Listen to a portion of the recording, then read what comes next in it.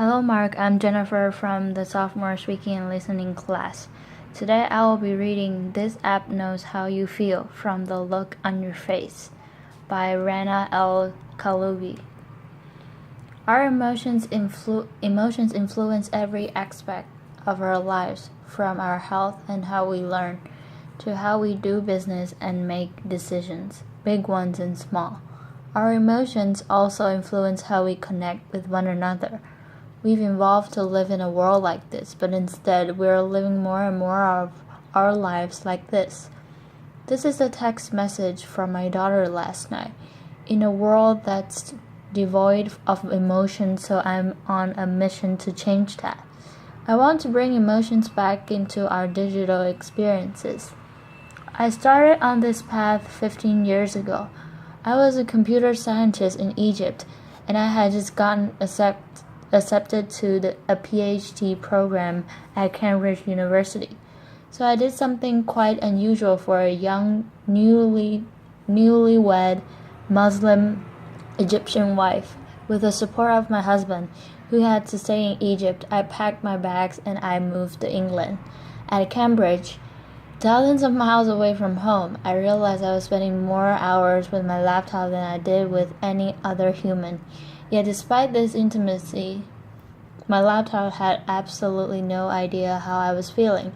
It had no idea if I was happy, having a bad day, or stressed, confused, and so that got frustrating. Even worse, as I communicated online with my family back home, I felt that all my emotions disappeared in cyberspace.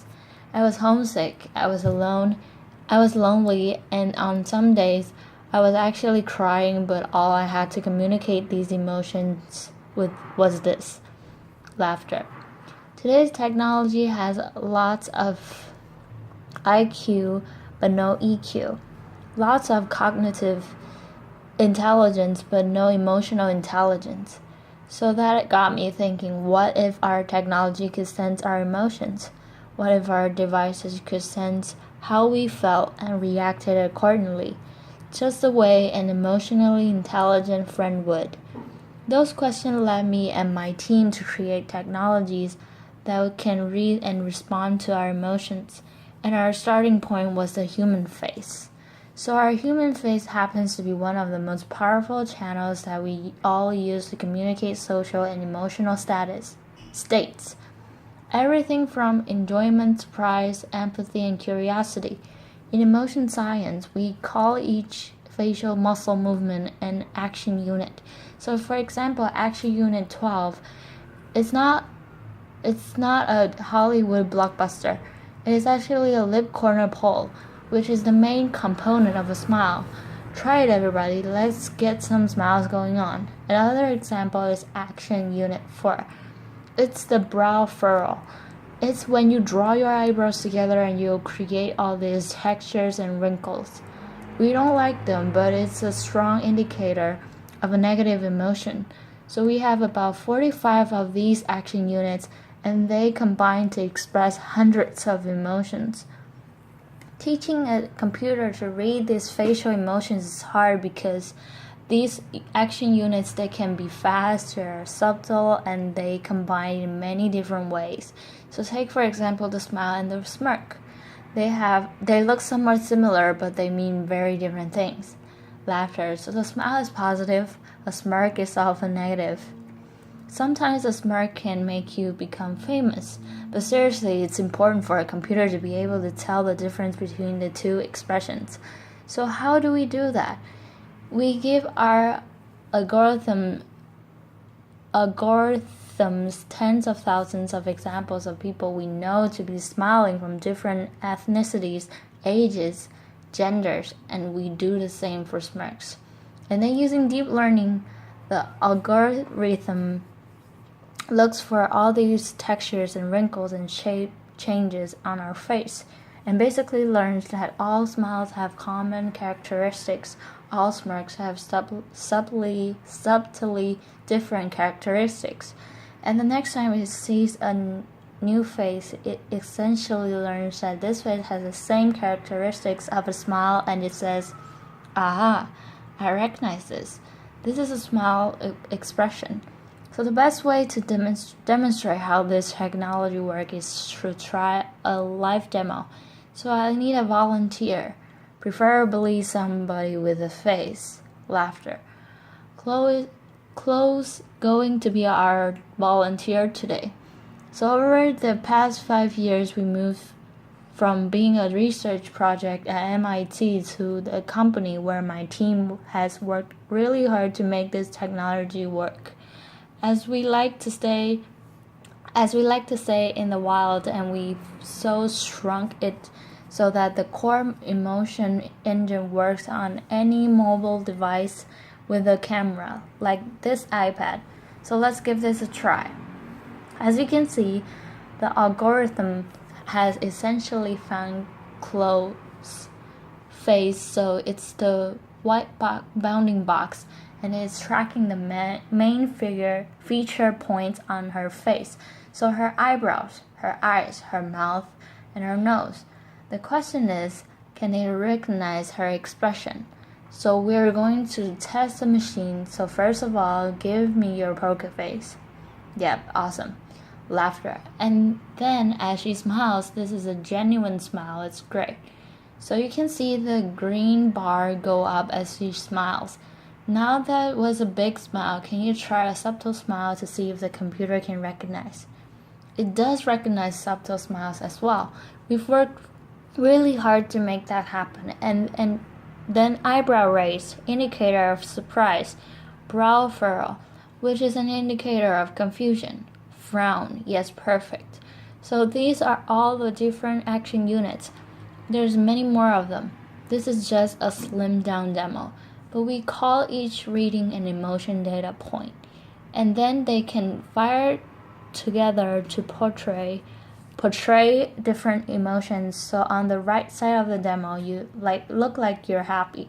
So that's joy. Joy fires up, and then give me a disgust face. Try to remember what it's like when Zayn left One Direction. Laughter. Yeah, wrinkle your nose. Awesome. And the valence is actually quite negative. So you must have been a big fan. So valence is how positive or negative an experience is. And engagement is how expressive she is as well. So imagine if Chloe had access to this real-time emotion stream, and she could share it with anybody she wants. Thank you. Applause. So far we have amassed 12 billion of those emotion data points. It's the largest emotion database in the world. So we've collected it from 2.9 million face videos, people who have agreed to share their emotions with us, and from 75 countries around the world. It's growing every day. It blows my mind away that we can now quantify something as personal as our emotions, and we can do it at this scale.